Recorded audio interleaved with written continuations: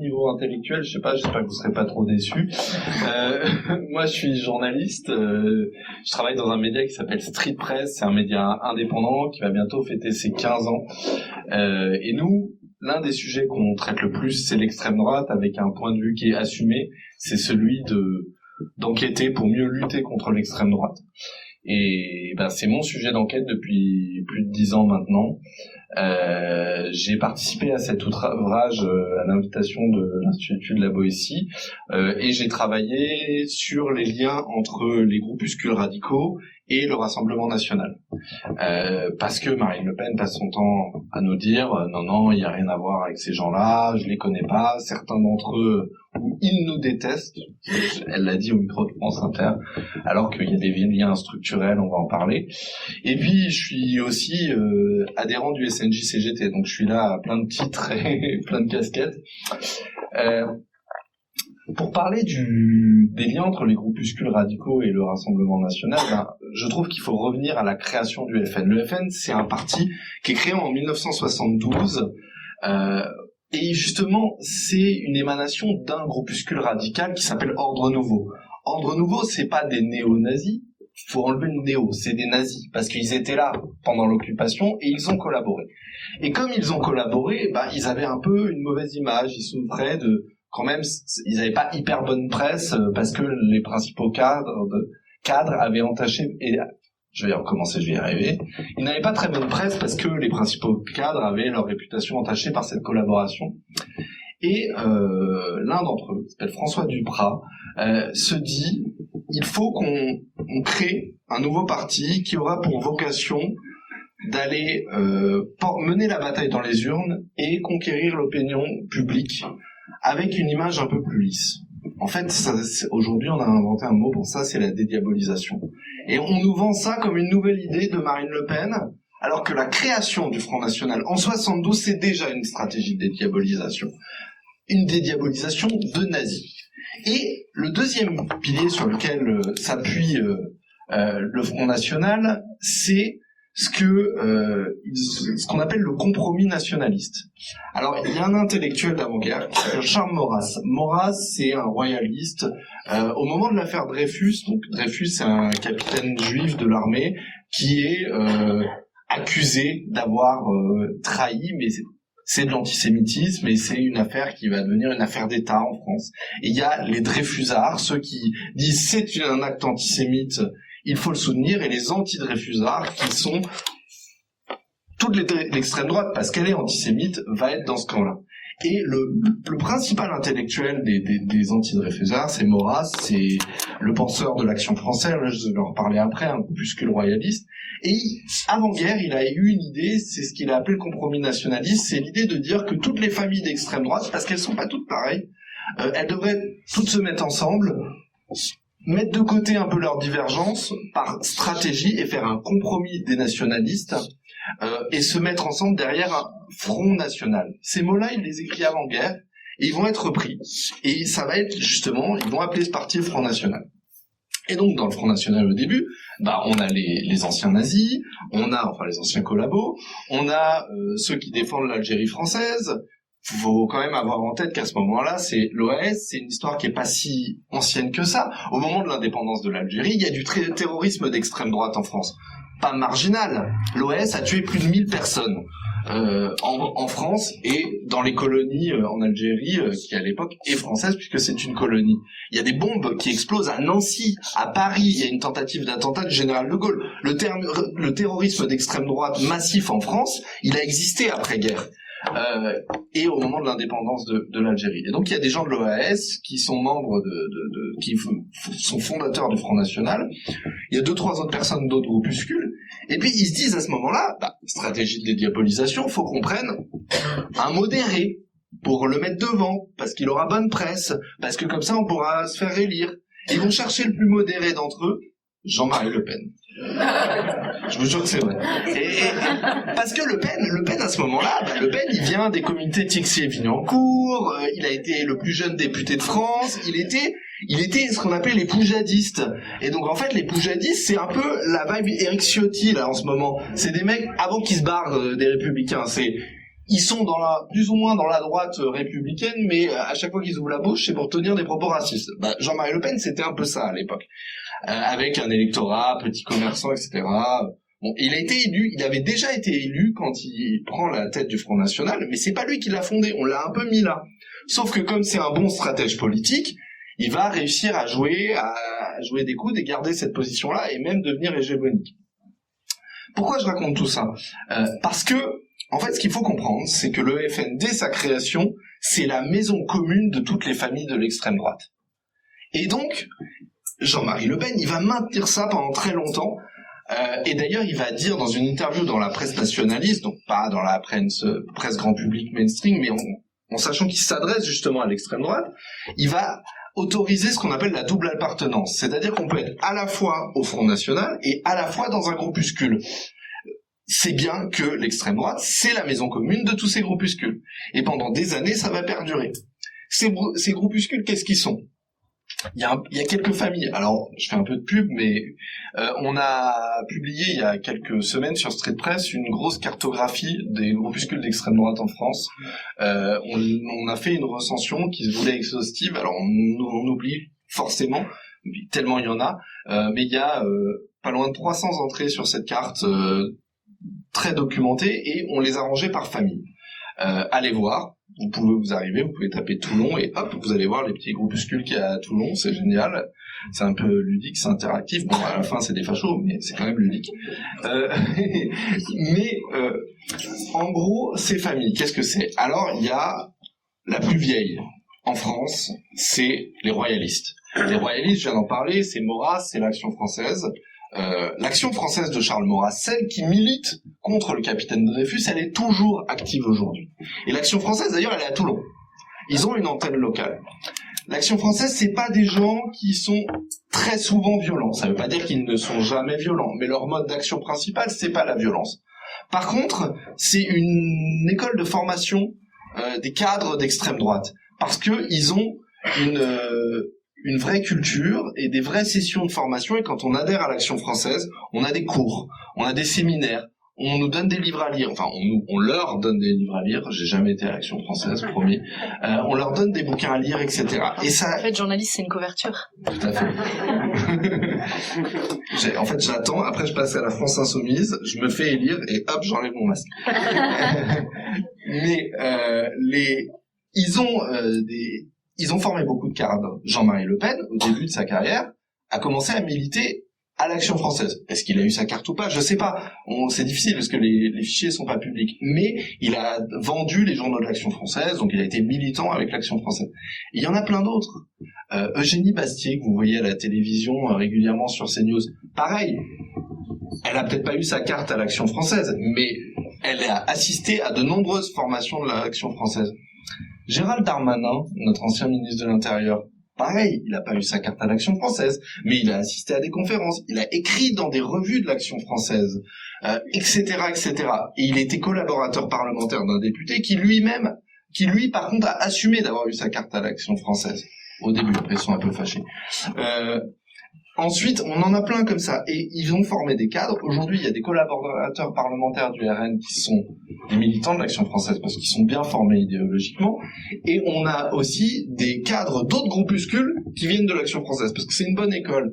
Et par exemple, le GUD, groupe Union Défense, qui a été dissous il y a quelques mois, qui est auteur de très nombreuses violences, qui est un groupe qui est pas un groupe monarchiste, Marc de Caqueret de Valmenier, je m'appelle Mollard, j'ai le droit de faire des blagues sur les noms, il était prédestiné celui-là. Il a commencé à militer à l'Action française, il a été formé là-bas, et ensuite il est passé au GUD. Il a été chez Léo II, et maintenant il est au GUD. Accessoirement, aujourd'hui, son métier, c'est vigile d'une baraque de Bolloré. Vraie histoire. Et donc l'Action française, donc c'est le plus ancien groupuscule militant en France. Il est présent sur tout le territoire. Il forme des cadres.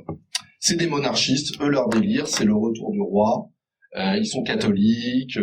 Ils croient pas vraiment qu'il va y avoir ils vont réussir à obtenir le retour du roi. Mais c'est un axe philosophique, on va dire. Ensuite, on a un courant de pensée dont on parle jamais quand on parle de l'extrême droite. On parle très peu. Et pourtant qui a un vrai maillage territorial, c'est les catholiques intégristes. Il existe un groupe qui s'appelle, c'est pas facile à prononcer, la Fraternité sacerdotale Saint-Pie-X. Et eux aussi ils sont présents à Toulon. Si on m'a demandé, mais alors leur église, c'est laquelle ici? J'étais pas capable de vous répondre, mais il y a un site qui s'appelle la Porte Latine, qui est leur site internet, sur lequel ils recensent les endroits, on peut les contacter, et vous pourrez trouver la réponse à cette question pour ceux qui se la posent. Saint-Pie-X, c'est quoi? Alors, on connaît bien leur église parisienne qui s'appelle Saint-Nicolas du Chardonnay. C'est des églises où on fait la messe en latin. C'est dans l'église catholique, donc l'église catholique, révère le pape, tout ça. Dans l'église catholique, il y a eu une évolution de la doctrine qu'on a appelée Vatican II, qui était une espèce de modernisation de la doctrine catholique. À ce moment-là, ils ont dit, ah non, nous, la modernisation, pas trop. Donc, on va faire sans nous, et ils se sont barrés. Ils ont continué à faire la messe en latin, avec le prêtre qui tourne le dos à l'assistance, etc. Ils ont un maillage territorial qui est extrêmement important, avec des écoles privées hors contrat sur tout le territoire, des écoles maternelles, primaires, des collèges, des lycées, des maisons de retraite. C'est un vrai maillage. Quand on est à la Fraternité Saint-Pie-X, on vit dans une contre-société. Et on va à la messe, on travaille souvent dans des entreprises où, avec des collègues, pas toutes les entreprises, mais en lien, on s'aide, c'est un réseau d'entraide. Et ils ont un système qui s'appelle la dîme, où ils versent 10% de leurs revenus à l'église. C'est ce qui donne sa force, qui fait que un syndicat, c'est 1%. Eux, c'est 10%. Donc c'est vraiment une manne financière qui leur permet d'acheter des bâtiments, de s'installer, et c'est pour ça qu'ils sont très très implantés dans les villes, parce que ils ont réussi à acheter des bâtiments, à acheter des lieux et à entretenir ce réseau-là. Ils sont peu actifs dans le débat national. On les a vus popper à la Manif pour tous, évidemment. On les voit prendre la parole contre l'avortement. Mais on ne sait pas vraiment qui sont leurs membres. Il y a probablement des députés Rassemblement National qui sont membres de Saint-Pie-X. Il y a peut-être des gens chez les Républicains aussi, parce que c'est un peu à la frontière des deux, d'un point de vue, ils sont très libéraux, c'est des libéraux très conservateurs ou réactionnaires. Mais à l'échelon local, à l'échelon des villes, des villages, ils sont influents parce que ils sont la question de l'éducation, la question de l'urbanisme, etc. C'est des vrais enjeux pour eux et ils ont une vraie influence locale. Je n'ai pas la réponse sur quel rôle ils ont ici précisément. Je sais qu'ils sont là, mais je vous invite à vous y intéresser parce qu'il y a souvent des choses à découvrir quand on arrive à identifier qui ils sont, quel rôle ils sont, et on se rend compte que souvent, des fois, ils apparaissent dans une majorité de droite ou d'extrême droite, à des postes importants, avec une vraie influence qui est vraiment intéressante. Et c'est quand même des gens qui, dans leurs écoles hors contrat, défendent le maréchal Pétain, pour vous donner un peu le niveau de radicalité de cette pensée. Deuxième courant. Troisième courant, c'est ce qu'on appelle les nationaux révolutionnaires. Alors c'est un mot un peu intello technique pour parler des nazis ou des fascistes, hein, en gros. C'est ceux, ils ont deux passions, tendre le bras, picoler et agresser les gens. Franchement, c'est pas des courants alors il y a quelques personnes dans ces courants-là qui sont des intellectuels, qui produisent une doctrine, qui se revendiquent du fascisme. Ceux qui sont un peu intellos dans cette mouvance vont dire Mussolini plutôt qu'Hitler. C'est un peu ça la vibe. Mais globalement, c'est un mouvement qui repose essentiellement sur une dynamique culturelle. C'est-à-dire, les groupes hooligans d'extrême droite dans les stades, ils sont de ce courant-là. C'est cette dynamique-là. Les groupes comme le GUD, comme, je sais pas, Clermont-Ferrand, Clermont Nationaliste, les Méso-Sarins, il y a plein de groupuscules, et c'est des bandes qui sont violentes, qui commettent des agressions. La violence fait vraiment, vraiment partie de leur dynamique. Au soir de la dissolution, Macron annonce la dissolution. Tout le monde, moi y compris, je me dis, franchement, on va avoir Bardella Premier ministre dans un mois, on est dans la merde. Je croyais pas du tout qu'on pouvait gagner. Je vais pas refaire l'histoire en disant je savais rien du tout. Je pensais qu'on était mort. J'étais au fond du trou. Et pardon, je vais essayer de parler plus fort. Parce qu'il parle de Bardella, alors. Je baisse la voix, voilà. Et donc, au soir de la dissolution, le GUD descend dans Paris. Ils vont agresser un homme parce que homosexuel. Ils se font arrêter. En garde à vue, ils sont ivres. Il y en a un qui va dire on était là pour casser du PD. Et vous allez voir, quand Bardella sera élu, on pourra faire ça toutes les semaines ou tous les week-ends. C'est dans les PV qu'on a récupérés. Ce garçon qui fait ça, ce jeune garçon, il s'appelle Gabriel Lousteau. Son père, c'est Axel Lousteau. Il a été élu sur une liste Front National. C'est un ami intime de Marine Le Pen. Il a été mis en examen dans l'affaire des comptes de campagne. C'est un très proche de Marine Le Pen. Il fait partie de ce qu'on appelle la GUD Connection. C'est ces gens qui gèrent la com et les finances du Rassemblement National. C'est eux aussi qui font toujours la com du Rassemblement National au Parlement Européen. Ils ont le principal contrat. C'est Le Monde qui avait révélé ça. Donc ce garçon-là, son père est un ami intime de Marine Le Pen. Son grand-père est un ami intime de Jean-Marie Le Pen. Donc Gabriel Lousteau, qui le soir de la dissolution descend dans Paris pour casser du PD, Marine Le Pen, elle l'a vu grandir. Alors quand elle nous dit que oh là là, ces gens-là n'ont rien à voir avec nous, c'est une blague. Bardella, il y a une interview au micro de France Inter où on l'interroge sur le rôle de cette GUD Connection de Frédéric Chatillon, Axel Lousteau autour du Rassemblement National. Il dit, vous savez, moi, je suis jeune, alors aujourd'hui il a 29 ans je crois, à l'époque il en avait 26, 25, 26, il dit, vous savez, moi je suis jeune, ces gens-là je ne les connais pas. Il était en couple avec une fille de Frédéric Chatillon, c'est une vaste plaisanterie tout ça. Et donc, je reprends. Donc on a ces groupes-là ils sont pas fédérés, c'est pas une seule organisation, mais ils savent se réunir par moment. Une fois par an, il y a une manif qui s'appelle le C9M où ils vont commémorer la mort d'un des leurs qui a été tué, poursuivi par la police. D'ailleurs, juste après cet événement, des néo-nazis, juste après cet événement, il y avait eu une action menée par, je sais pas si mon micro marche, il y avait une action menée par ces néo-nazis, et l'avocat de ceux qui ont mené cette action, ou plutôt l'avocate, c'était Marine Le Pen à l'époque. Bref, aucun rapport. Et donc, ils avaient, donc tous les ans, il y a le C9M, et c'est un défilé, depuis 1 ou 2 ans, il est assez médiatisé, ils sont habillés en noir, ils ont des drapeaux, ils marchent au pas, bonne ambiance, ils vont déposer une gerre là où il est mort, après ils chantent les Landskenek, un chant traditionnel dans la mouvance. Bref, eux, ils sont violents, les anciens gèrent, comme ils sont très implantés dans les facs de droit à Assas, mais aussi dans d'autres facs, à Lyon notamment, ils ont des cadres qui sont devenus... Alors eux, comme ils sont trop entachés par leurs actions militantes de jeunesse, ils vont dans le monde des affaires, ils deviennent avocats d'affaires, ils bossent dans le commerce, et après il y a tout un écosystème d'entreprises. Nous, on avait révélé il y a 1 an à peu près que Axel Lousteau, le père de celui qui était sorti, je cite, cassé du PD, il a une énorme société de sécurité privée, et il avait des contrats avec la RATP, donc le métro parisien, avec la Cité des Sciences, des millions et des millions d'euros d'argent public qui tombent dans sa poche. Alors, juste après qu'on ait révélé ça, il avait un contrat qui était renouvelé 1 mois après la publication de notre article. Ce contrat n'a pas été renouvelé, il a perdu 15 millions d'euros. Il y a des petits plaisirs dans la vie. Donc, je ne sais pas, officiellement les appels d'offres n'ont pas de rapport, mais je crois savoir qu'il y a eu un peu un impact de cet article.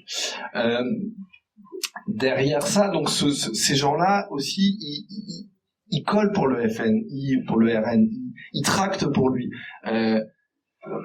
Au moment où Zemmour était candidat, il y a eu ce qu'on appelle le meeting de Villepinte, où des militants d'SOS Racisme avaient fait un happening, et où des mecs étaient arrivés les pieds en avant et les avaient violemment tabassés. C'est eux. Et d'ailleurs, ils passent en procès dans 1 semaine ou 2. Et donc on voit le lien avec Reconquête, mais il se trouve qu'à la présidentielle d'avant, j'assistais au meeting de Marine Le Pen au Zénith de Paris. Et en fait, ce même groupuscule, Marc de Cacrès, précisément, les mêmes gens, les mêmes têtes, ils étaient là parce que je les ai vus. Et ils étaient là, ils étaient au meeting de Marine Le Pen. Alors là où c'est intéressant, et on voit qu'il y a un savoir-faire politique supérieur au RN qu'à Reconquête là-dessus, c'est qu'à Reconquête, ils étaient dans la salle, au meeting de Marine Le Pen, ils étaient devant la salle, en train de faire un service d'ordre parallèle pour, s'il y avait une action menée par des militants de gauche, ils étaient là pour aller les agresser. Donc ils sont toujours à la périphérie du Rassemblement national. Ensuite, dans les familles de l'extrême droite, donc je reviens, donc les monarchistes j'ai fait, les catho-intégristes j'ai fait, les nationalistes révolutionnaires j'ai fait, les identitaires. La pensée identitaire, je pense que c'est quelque chose, c'est à l'extrême droite la pensée la plus importante de ces 30 dernières années. C'est une pensée de la radicalité qui vient des marges. Le premier à poser les bases idéologiques de ce courant de pensée, c'est un homme qui s'appelle Dominique Vénère. Dominique Vénère, c'est un ancien militant de l'OAS, un terroriste. Il a été en prison pour ses actions avec l'OAS. Et quand il est en prison, il se rend compte que le combat de l'OAS est perdu et qu'il faut renouveler le logiciel de pensée et la stratégie politique. Il sort de prison, il renonce au terrorisme et il pose les bases de la pensée identitaire. Il va s'inspirer de la gauche pour la stratégie, parce qu'ils se disent quand même, les mecs à gauche, ils savent faire un peu des partis, les communistes, tout ça, ils ont 2-3 trucs, ils savent faire des partis, on va s'inspirer de leur façon de faire des partis. Il écrit un manifeste dans lequel il dit, clairement, faites comme les mecs de gauche pour construire vos partis. C'est assez marrant. La deuxième chose, c'est qu'il va moderniser, lui et d'autres, ils vont moderniser le logiciel de pensée de l'extrême droite. L'extrême droite, avant ça, elle était basée sur la nation. La pensée principale, c'est on est français ou on n'est pas français. Et lui, il va dire, non, on va faire évoluer ça. Au lieu de parler de la nation, on va parler de l'identité. Une identité culturelle, une identité européenne.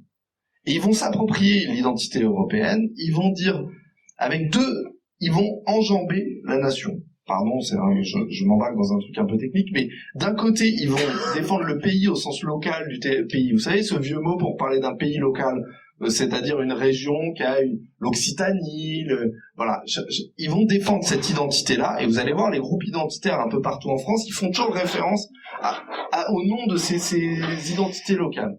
Et la deuxième chose, donc c'est votre environnement proche, les valeurs culturelles locales, et l'autre identité, c'est l'identité européenne.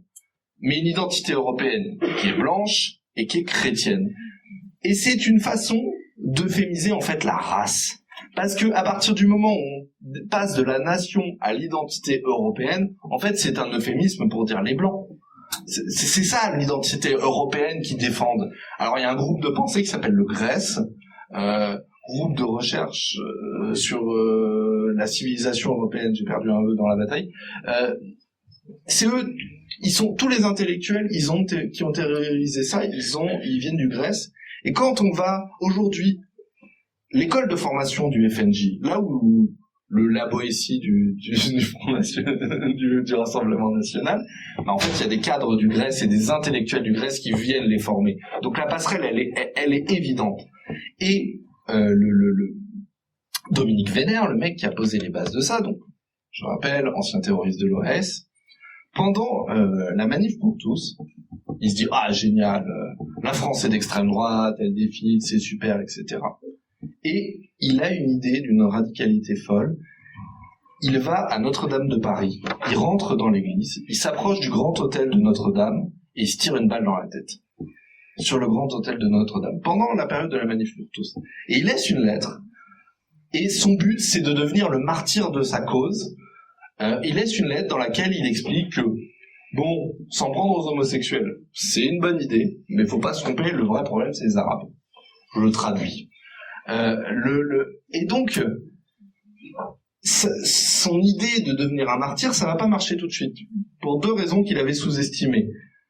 La première, c'est qu'on a parlé avant des cathos-intégristes. Les cathos à l'extrême droite, l'idée de se suicider, et de se suicider dans une église, pas terrible, pas bonne vibe. Mais quand même, quand il se suicide, Marine Le Pen, elle fait un tweet d'hommage à ce mec. parce qu'elle sait ce qu'elle lui doit. Elle sait ce que son parti, son courant lui doit.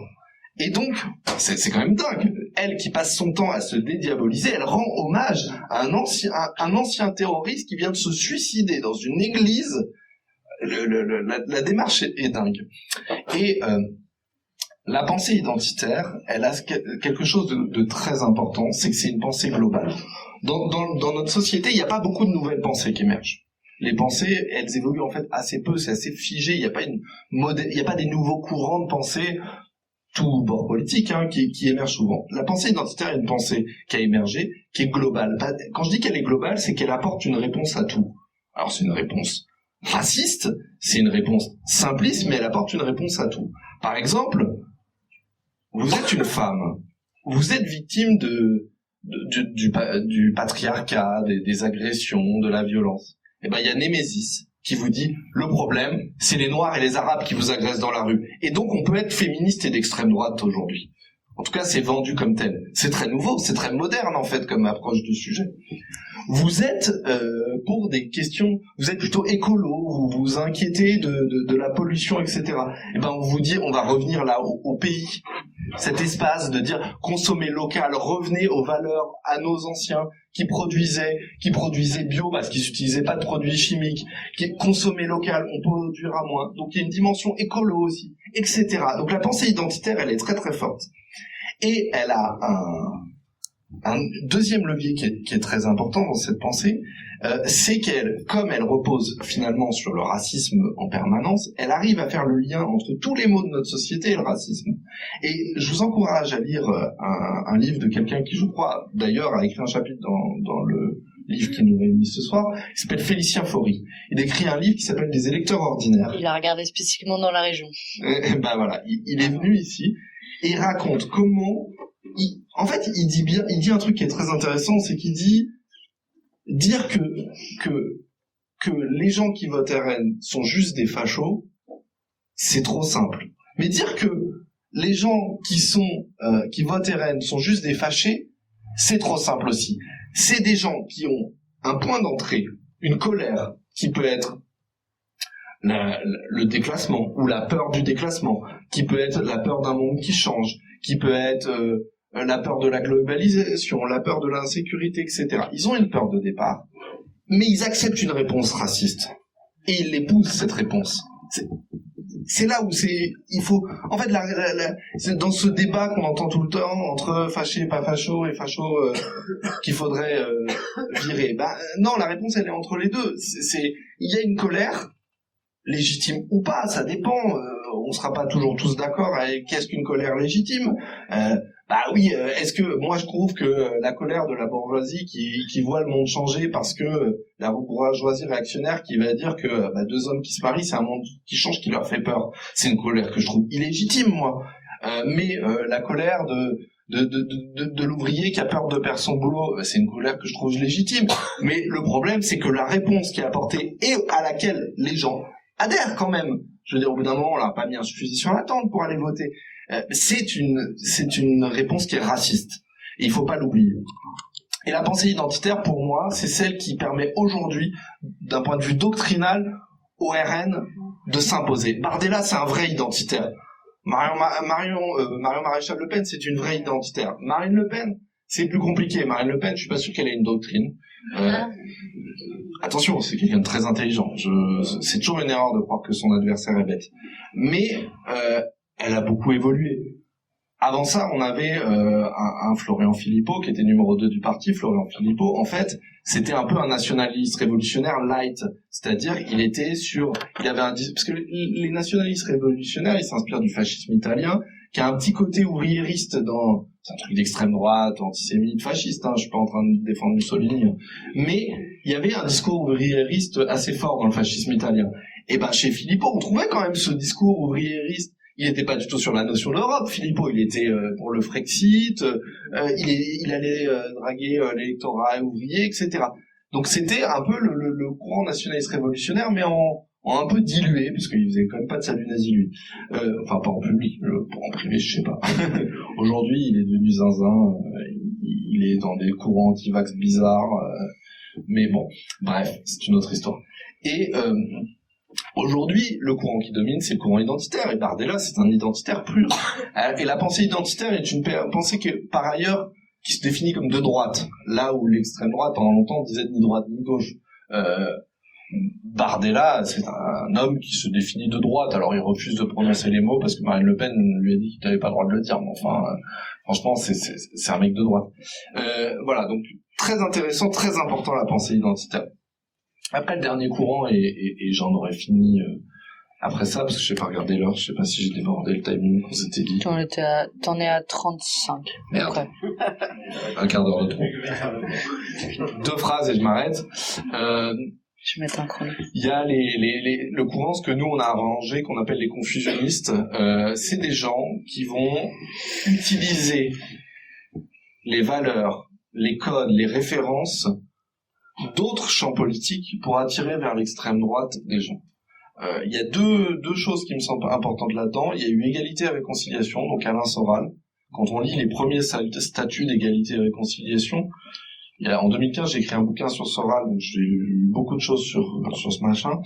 Il y a vraiment c'est écrit noir sur blanc que leur objectif, c'est de ramener vers le nationalisme, donc l'extrême droite, les gens qui viennent de gauche et des quartiers populaires. Avec l'idée, par exemple, sur les quartiers populaires, de dire que finalement, dans leur imaginaire, un arabe de cité, il partage le virilisme, les valeurs religieuses conservatrices avec l'extrême droite, et donc on peut l'amener au vote d'extrême droite. C'est leur projection à eux. Et Soral, il va avoir une vraie influence, vraiment, vraiment forte. Ses vidéos vont faire des millions et des millions de vues. Et il a infusé dans le débat politique beaucoup de choses dont on voit les conséquences aujourd'hui. Et le deuxième moment qui est important, c'est la période du Covid, où il y a eu dans beaucoup d'espaces de gauche, et notamment beaucoup d'espaces écolos, une défiance sur le vaccin et sur tout ce qui s'est passé, qui, on pourra rentrer dans ce débat un autre jour, mais dans lequel on surfait énormément de gens d'extrême droite, et on a vu des gens comme Louis Fouché, qui était chez les Colibris, qui a basculé main dans la main avec Alain Soral, et qui a ramené vers l'extrême droite tout un tas de gens qui ne venaient pas de ce milieu-là. Et je finirai là-dessus. Le danger des complotistes, parce que c'est du complotisme, Louis Fouché, c'est qu'à la fin, quand il y a un complot, ce sera toujours de la faute des Juifs, d'une manière ou d'une autre. Pour eux, c'est toujours les Juifs à la fin. Et donc, on peut prendre l'histoire, oui, mais alors, je sais pas, non. À la fin, Fouché, il finit chez Soral. Point. Et tous, ils finissent chez les antisémites. Je m'arrête là.